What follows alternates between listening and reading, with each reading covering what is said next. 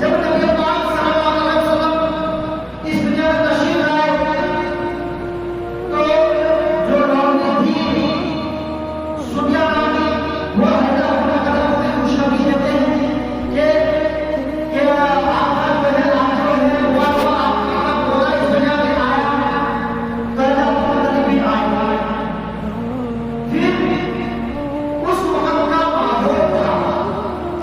उस वक्त का एक माहौल था। क्या कोई भी अगर बच्चा पैदा होता तो उस बच्चे को जो है शहर में नहीं रखते थे, उसमें शहर में नहीं रखते थे, बल्कि उसको गांव में भेज दिया। गांव में भेज देते थे। क्यों? क्योंकि गांव की जो आबो हवा है उससे बच्चों की जो जिस्म है वो मजबूत है, और जो नेबर्स था आदमी वो फंसी हो भले लगे हो गाँव में। और शहरों में जो है दूसरे दूसरे जो हम लोग के बासिंदा आते हैं वो शहर की जो है बातें हैं वो बदल जाता है। तो उस रिवाज से उस वक्त भी नबी पाक सल्लल्लाहु अलैहि वसल्लम जब पैदा हुए तब भी कुछ औरतें आई। उसमें से उन काफिला वालों में से एक काफिला से एक औरत हज़रत बीबी हलीमा, जो हज़रत बीबी हलीमा वो आती है। जब वो अपने गांव से आती है तो उसके पास एक कमजोर खच्चर और एक उटनी। उसका मामला ऐसा था कि खच्चर भी कमजोर, उटनी भी इतनी कमजोर कि उससे दूध ही नहीं निकलती। और उसके पास बाज़ार का एक रज़ा बेरामी था दूध पीने वाला। फिर वो लोग आए तो आते आते उसके काफिला वाले बहुत बेजार हो गए। कहते कि इसके साथ चले तो बाकी जो गाड़ियां है ना वो बच्चे को लेके चले जाए। तो हज़रत हलीमा सादिया चलते थे उसकी काफिला वाले, और इस रफ्तार सामानों से आ जाते हैं। और आने के बाद उन सब काफिला वाली जो औरतें हैं वो सब अच्छे अच्छे बच्चों को ले लेते हैं। क्या करते हैं? अच्छे अच्छे बच्चे को आगे जो बड़े घर के हैं, ताकि बड़े घर के इसलिए लेते हैं कि जब वो बच्चे को देंगे तो उसे इनाम ज्यादा मिलता है। और जो भी दाई नबी पाक सल्लल्लाहु अलैहि वसल्लम के घर पे आते तो ये सुनकर नबी पाक सल्लल्लाहु अलैहि वसल्लम छोड़ देते थे कि ये तो यतीम है, इसका बाप नहीं है, वो पहले मर गए। यतीम है तो ज्यादा इसलिए कुछ मिलेगा नहीं, तो सब छोड़ देते थे। बाद में आते हैं हलीमा सादिया, आहिस्ते आहिस्ते आई। आने के बाद वो छानदानी पूरे मक्का शरीफ में, मदीना शरीफ में कहीं पर भी उसको बच्चा नहीं मिला। तो नबी पाक सल्लल्लाहु अलैहि वसल्लम तो वो कहते हैं अपने शौहर से कि खाली हाथ जाने से बेहतर है, खाली हाथ जाने से बेहतर यही कि इसी बच्चे को लेते हैं, इसी यतीम को ले लेते हैं। अब उसको मालूम नहीं था कि ये जो यतीम है ये रहमत लिल आलमीन है, मालूम नहीं था। लेकिन वो ये सोच कर ले जाते हैं कि क्या ये खाली हाथ तो जाएंगे ही, अब तो कोई बच्चा मिलने वाला नहीं है, इसी बच्चे को लेके चले जाते हैं। तो वो हलीमा सादिया रज़ियल्लाहु अन्हा नबी पाक सल्लल्लाहु अलैहि वसल्लम को लेके चले जाते हैं। दूध पीने का ज़माना नहीं है, नबी पाक सल्लल्लाहु अलैहि वसल्लम को लेके जाते हैं। जो ही हलीमा सादिया नबी पाक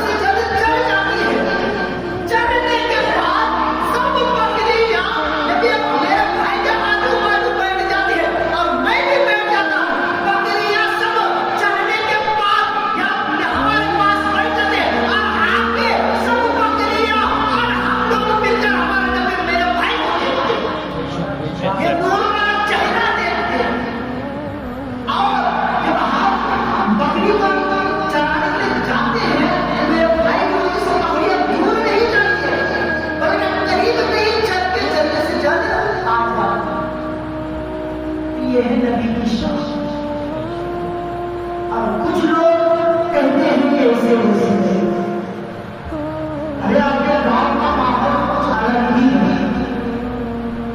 कुछ लोग कहते हैं कि भाई ये ऐसा मत करो, क्यों मेरा भाई अलग इसमें गए, इसमें देवलोकी में चले गए, वहां में चले गए ना, मेरे भाई को क्यों बुरा लगा? ये हम कहाँ कह रहे हैं? हम तो नहीं कह रहे हैं, हम कह रहे हैं क्या? मैं नहीं कह रहा हूँ, ऐसा तुम्हारा सिद्धि कह रहा है, मैं नहीं कह रहा हूँ। सुनिए एक बात, नबी पाक सल्लल्लाहु अलैहि वसल्लम का जो जगह गुफा है, मकाम गुफा के साथ था, वाकया सुनाई होगा। नबी पाक सल्लल्लाहु अलैहि वसल्लम से मांगते हैं अबू बकर सिद्दीक और काफिरों की तरफ से, अबू बकर सिद्दीक का बेटा जंग का हालत था, जंग शुरू हो चुका, जंग करते करते जब जंग खत्म हो गया तो जब जंग खत्म हुआ तो उसका बेटा ईमान लाया, जिसको नबी पाक सल्लल्लाहु अलैहि वसल्लम ईमान लाया, मुसलमान हुआ। तो गुफ्तगू के दौरान अबू बकर सिद्दीक रज़ी अल्लाह आपको मालूम है एक बार हम लोगों का जंग हुआ था, कुफार की तरफ से था, आप नबी पाक सल्लल्लाहु अलैहि वसल्लम के तरफ से तो उस दौरान मेरा तलवार काबे के गर्दन तक पहुंच गई थी, लेकिन मैंने अपने पाप समझकर आपको जाने दिया था। तो उसी वक्त हज़रत अबू बकर सिद्दीक को जनाब आता है, अबू बकर सिद्दीक कहता है कि मेरे बेटे कसम खुदा की, अगर उस वक्त मेरी तलवार तुम्हारे गर्दन पर होती तो मैं तुमको अपना बेटा समझकर छोड़ नहीं देता, बल्कि नबी का दुश्मन समझकर मारता था। जब अबू बकर सिद्दीक नबी का दुश्मन समझ अपना बेटा करने का सोचता, हम कौन? तो काफिर का है, हम काफिर को काफिर का कहें क्या? जाहिर सी बात है, हमारा अकीदा है कि दुनिया को छोड़कर जितने भी फिरके हैं सब गलत हैं, सब काफिर हैं। कोई ना कोई कुछ ना कुछ उंगली करता है। नबी पाक सल्लल्लाहु अलैहि वसल्लम की शान, कुछ कहते हैं कि नबी को पीठ पीछे नहीं लगी, कुछ कहते हैं कि नबी हमारे तरह है, कुछ कहते हैं कि नबी हमारे बड़े भाई हैं। अरे कुछ तो यहाँ तक के कह देते हैं कि नबी की ख्याल अगर नमाज में आ जाए तो नमाज नहीं होगी। बताइए कैसे है? ऐसा हो सकता है क्या? दिमाग में आता है? ऐसा हो सकता है? भाई हर टाइम पर सारा ये तो ये भी बातें बता देता, ये भी साबित कर देता। टाइम की वजह से मैं अपनी गुफ्तगू को समेट रहा हूं। अब देखिए, मैं पहले की गुफ्तगू में कह दिया था कि जिसको लगे तो वहां भी देवल की बाकी खारिजी के बारे में नजर ना बोले, तो मेरे पहले जुमे में क्या कहा था, पिछले जुमे में लिख के दे दो। और सबसे बड़ी बात, मैं क्यों बात करूंगा, मैं आपकी बात करूंगा नहीं, मैं आपकी बात को क्यों मानूं? मैं जानता हूं कि क्या सही है क्या गलत है। जब मामलात इस रात पे आए तो मैं किसी का बाप का ना सुनूं, किसी का बाप का तो दूर की बात है, मैं अपने बाप का ना मानूं। मैं किसी का क्या है? आप बहुत लोग कहते हैं कि अगर ऐसा करेंगे तो आप तरह से निकाल देंगे, भाई तो हमारे लिए ही तो ना आएंगे जाएंगे, हम नहीं कोई और उलमा आएंगे, लेकिन अल्लाह ताला ने जितने दिन के लिए हमारे यहाँ पे जिस दिन